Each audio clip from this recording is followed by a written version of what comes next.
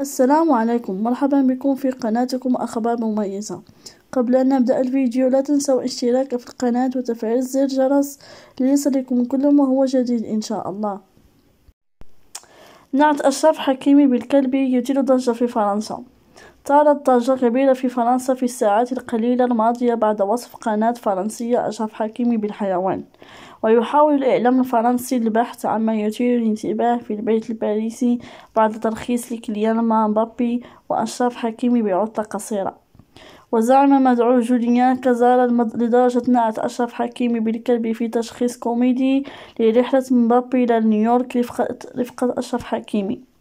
وادعى كازار في برنامج على قناة RMS أن تصريحاته مجرد قالب هزلي، في حين أن الحقيقة هي استخفاف واستصغار من اللاعب المغربي.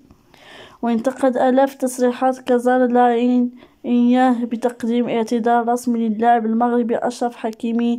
وانتفض الإعلام الفرنسي على تمتيع حكيمي ومبابي بالعطلة في الوقت الحالي، في حين تناسى هذا الإعلام أن اللاعبين معا لعبا في كأس العالم قطر 2022.